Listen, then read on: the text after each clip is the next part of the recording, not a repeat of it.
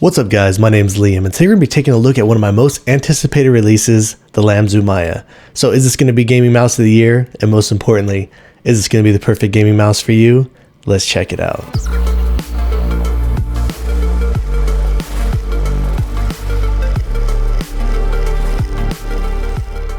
And before we get started today, I did want to let you know this was sent out to me by Lamzu, but everything you're going to be hearing in this video today are going to be my own words and my own opinions. Here I'll give you a quick shot of the box all around. Here's the front, and here's what it looks like on the back. And the same premium unboxing experience as with all the other Lamzu mice. When you do open it up, they do have the quote for the mouse sitting right here at the front, so I'll give you guys some time to read that. Then over here on the right side is where you have the mouse. This does only come with the 1K receiver included.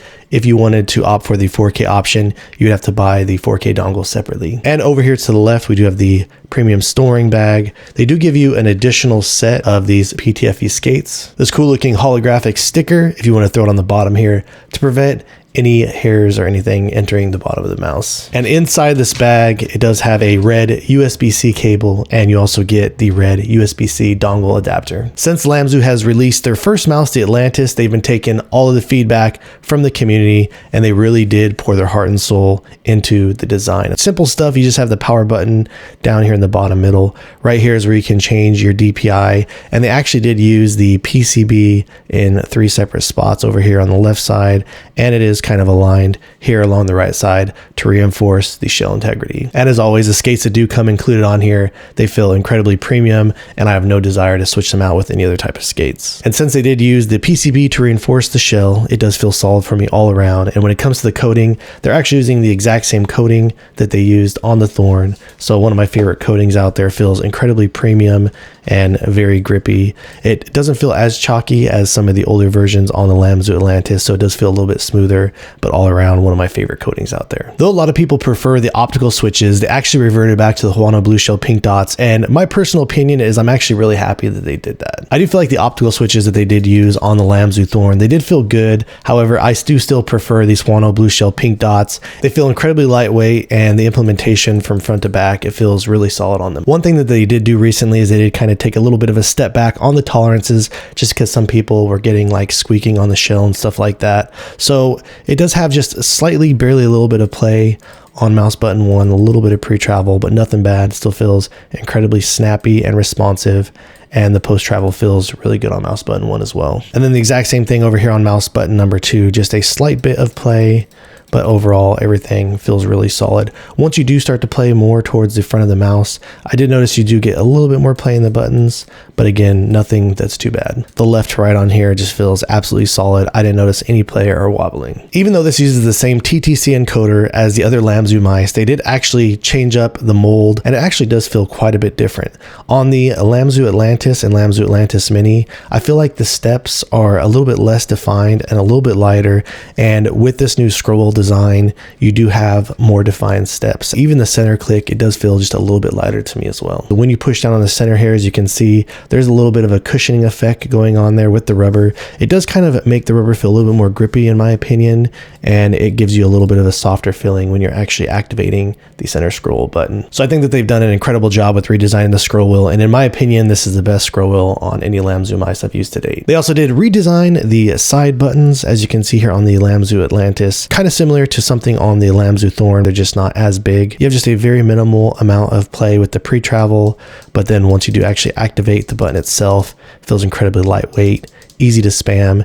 It doesn't have a whole lot of post-travel, does hit a nice solid wall back there. There's not really a whole lot of play there on the side buttons, so all around, real solid implementation. People like to always give me a hard time about how much I praise these Lamzu mice, but the reality of it is that they do such an excellent job at taking feedback from the community as a whole. Even things that I've said to them or talked to them about, they're always open-minded, and you can tell that they always pour their heart out in the design of these. And I really do feel like that the overall build and feeling of this is really as good as it gets.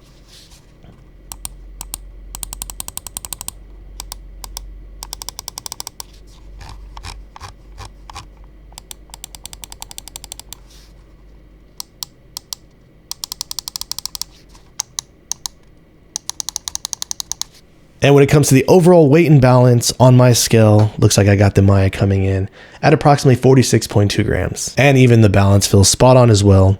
Perfect front to back and even perfect left to right. This is using the same software as the other current Lamzu mice, so nothing really new to go over there. The settings that I use, I dropped the debounce setting down to 0 milliseconds. On this next page, you can adjust your DPI, 4K polling, and I even come over to the settings to enable this long distance mode. They also did just drop a brand new firmware update where they actually added a click slam prevention. So if you haven't already downloaded that, go and check it out. This is hands down one of the most comfortable shapes that I've used to date. The top curve profile from front to back, it's very soft. I don't feel like it's too aggressive, like kind of how I felt on the HTS Plus. It doesn't feel like it's too flat. It really does have a nice solid ground, and when you do hold this in your hands, it feels incredibly natural and comfortable. And other feedback that they took based on the community is some users felt like the curves were a little too aggressive on the Lamzu Atlantis Mini, so they did flatten out the sides, the curve profile quite a bit. It's not as flat as something like the GPX, although it is kind of closer to that, but at the same time, I don't feel like the curves are as aggressive as something like that's on the Razer Viper Mini either. And as you're looking at the Maya next to the Atlantis Mini, as you can see here, the overall scale and size of these, they're actually pretty similar to one another. But when you flip this over, you can start to see the differences. The Lamzu Atlantis Mini definitely has these much more aggressive curves on the sides, and the Maya, as you can see there, it just looks quite a bit flatter. Even on the curve profile at the front, if you were to stack these together, you can see the Atlantis Mini is a little bit lower. They did kind of raise up the Maya just a little bit more to give people more real estate here. But if you were to look at the curve profile here from the front, as you can see on the Maya, it still kind of does go lower here, and it does kind of go wider towards the top, but I feel like it's a little bit less of a change, and they flattened it out a little bit more than on the Atlantis Mini. And another difference here between these two, as you start to curve these to the side, is where you can see the differences. Another big difference on the Atlantis Mini is it does feel much wider at the top of the mouse, and then it kind of curves down and gets a lot more narrow down at the bottom.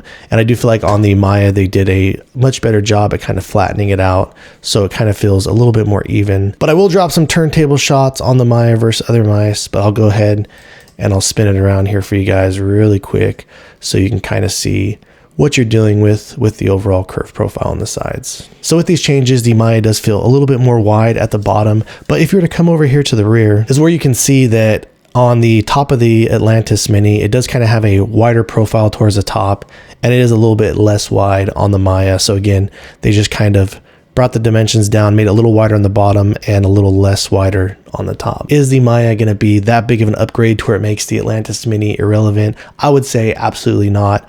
I still love the Lamzu Atlantis Mini, and I honestly still plan on using these side by side. Just if you weren't a fan of the curved profile, or you're looking for a little bit more for neutral grip, you like to move more towards the front of the mouse, something like that. I do kind of feel like the Maya does kind of have a little more possibilities and options to use various types of grip styles and perhaps be a little bit more comfortable with it. Here's what both of these look like on the side, with the Atlantis Mini having a rear hump and the Maya having more of a mid hump.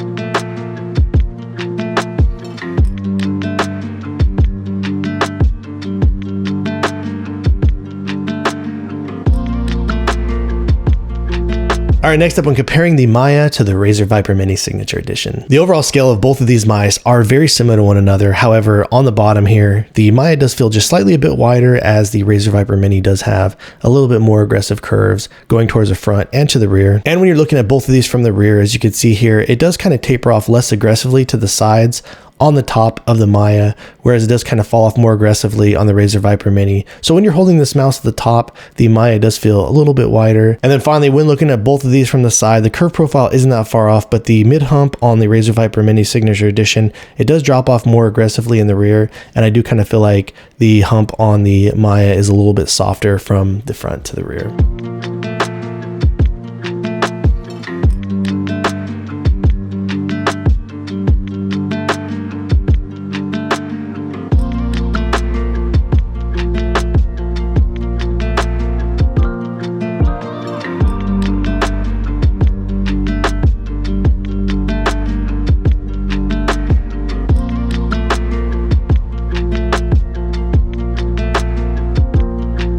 All right, next up, when comparing the Maya to the Logitech GPro Superlight 2. All around the scale of the GPro Superlight 2, it does feel bigger than the Maya. And as you can see over here on the side curve profile, even though the Maya does have flatter sides, I do feel like the side profile on the Logitech GPro Superlight is just a little bit flatter, and you do have a little bit more aggressive flaring on the rear of the Maya. However, when you do put these together on the bottom, you do get quite a bit of real estate to where the GPro Superlight does feel a bit wider. The top curve profile from the top center to the sides, they honestly don't feel that far apart from each other when it comes to the top width of the mouse in the hands. On the GPro Superlight, it does have that far less aggressive curve profile from the top mid to the rear, to where it almost kind of has like an additional rear hump back there.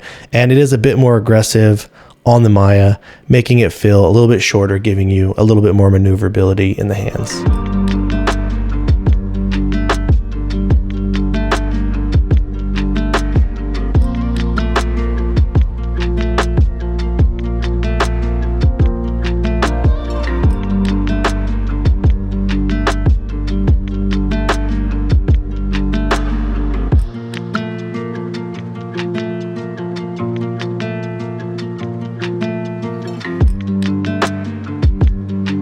Next, I'm comparing the Maya to the G Wolves HTS Plus. The overall scale of both of these is not that far apart from one another, but I do feel like on the bottom profile that the curves are just slightly a little bit more aggressive on the HTS Plus. Even the feeling of both of these mice when you have them in the hands from the top down to the sides, they feel almost about equally as wide as one another at the top. The one major difference between these two, however, is on the HTS Plus, you do have that much more aggressive hump, sits up a lot taller, and is a lot more aggressive towards the rear. Whereas on the Maya, it's just a lot softer of a curve profile and it feels less aggressive.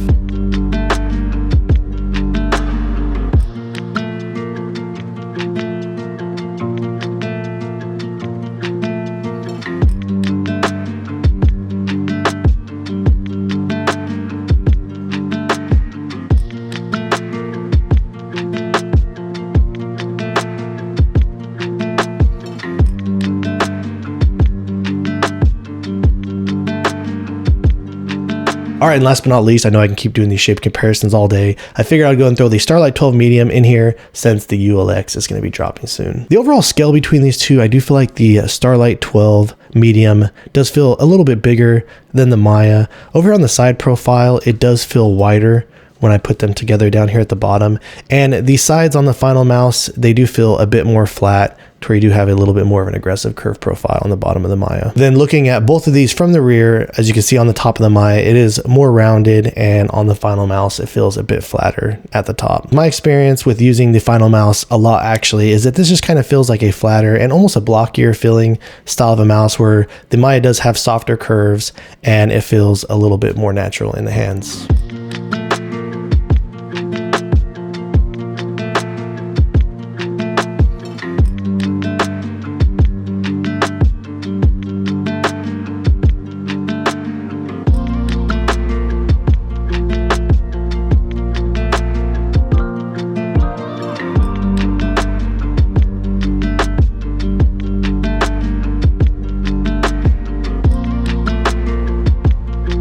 All right, guys, so that wraps things up on the Lamzu Maya. So is this going to be my new main? You know, as much as I absolutely love the Lamzu Atlantis Mini, I could say, yeah, that this probably isn't going to be coming off of my desk anytime soon. I feel like Lamzu got all the design choices with this mouse spot on, and it's going to be really hard to beat. And if the shape does seem like something that would work out for you, I really don't know how a gaming mouse can get much better than this. All right, guys, so if you have any questions or feel like I left anything out, please let me know down in the comments below. If you're interested in picking up this mouse and supporting the channel, I've left affiliate links down in the description below. And if you've enjoyed watching this video and are interested in seeing more videos like this in the future, please drop this video a like and subscribe to my channel. Thank you so much for watching, and I look forward to seeing you guys in the next one.